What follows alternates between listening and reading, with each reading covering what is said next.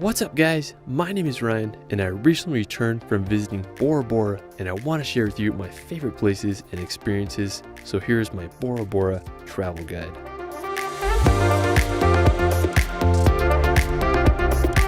Located in French Polynesia, Bora is the true definition of paradise. It's one of the most sought after vacation destinations, and after visiting it, I totally understand why. The geography of Bora is absolutely perfect. There's the main island with its towering dormant volcano, and then it's surrounded by this reef that protects the island from the waves of the Pacific Ocean. Inside the reef, there's a lagoon which is home to some of the world's clearest water and is full of wildlife such as sharks and rays. I mean seriously, Bora couldn't be more perfect. As for the history of the island, Bora was first settled by Polynesians in the 3rd century, and it was later discovered by European explorers in the 1700s. In ancient times it was called Pora Maiti Pora, which means created by the gods, and I think today it lives up to that name just by how pristine this island is. Now to reach Bora, we flew into Tahiti, and then from there we took a short 15-minute flight and landed on Bora. The airport here is on a motu, which is a little island on the reef, so to get to the mainland or the resorts, you'll take a ferry. We were staying on the mainland, so we hopped on the ferry provided by Air Tahiti, and then we made the quick 15-minute boat ride to Vaitape.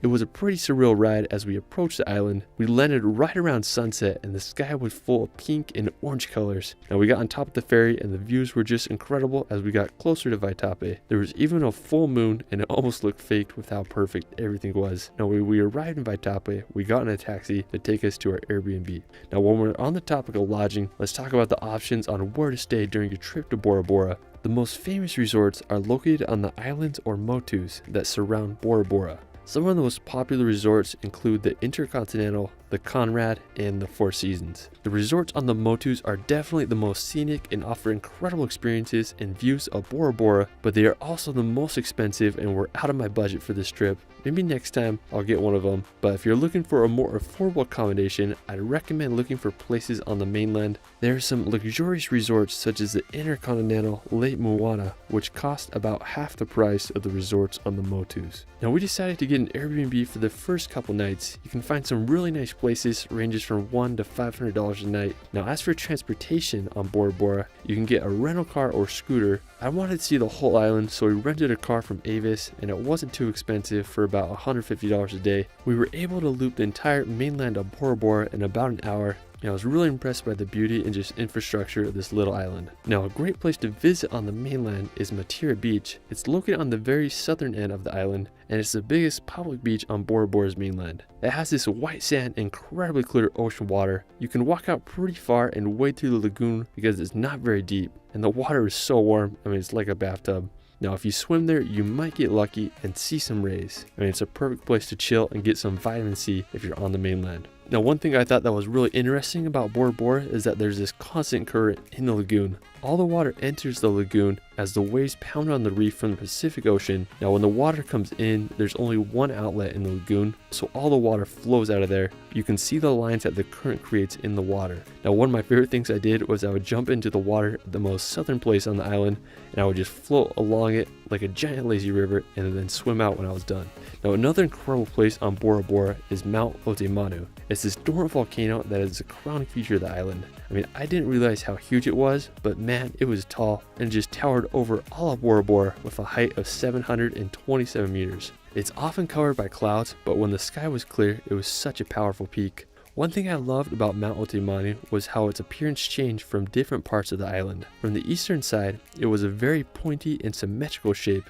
I mean, you get the best view of it from the Intercontinental Hotel as it's placed perfectly in between the bungalows. Now on the western side, Mount Otemanu looks completely different, and you can also see Mount Pahia as well. There's also many great hiking trails you can do on Bora that offer some great viewpoints of Mount Otemanu and just the whole island in general. Now while you're still on the mainland, you can check out Vaitape. It's the largest city on Bora where half of all the population lives. When you get off the ferry, it's easy to walk around and just explore Vaitape and go get something to eat or check out the stores. After, we're going to leave the mainland to go sailing. Now I wanted to experience Bora Bora from the sea, so we stayed on a sailboat for the last few nights and it was absolutely amazing. We stayed with this family that has been sailing around the world for 5 years and they took us around to some of the best places inside Bora Bora's lagoon. I mean, it was like we were on a bungalow, except we could go somewhere new each night and experience Bora Bora from all angles. Now on our first day, we docked in this place in the southwest of the lagoon, and there's this spot that I've been wanting to go to that has a sandbar that creates this perfect curve in the water. And it just amazes me all the different shades of blue that exist in Bora Bora's lagoon. As we neared the end of the day, the sun descended over the mainland and created one of the most stunning sunsets.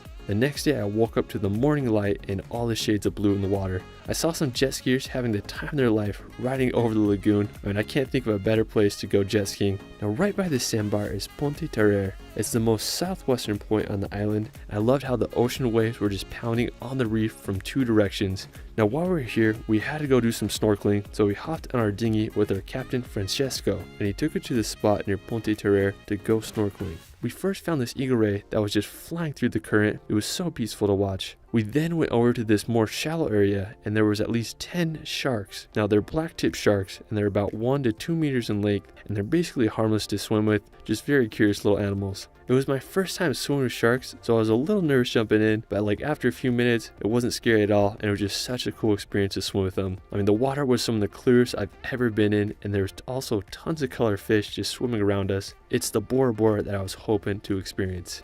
Another famous snorkeling spot on Bora Bora is the aquarium. It's located right behind this little island in the southern lagoon, and it's this area full of coral and so much wildlife. We swam with tons of fish and sea creatures, and you can reach there by taking a tour boat, or you can also kayak if you're staying nearby. It was such a cool snorkel spot.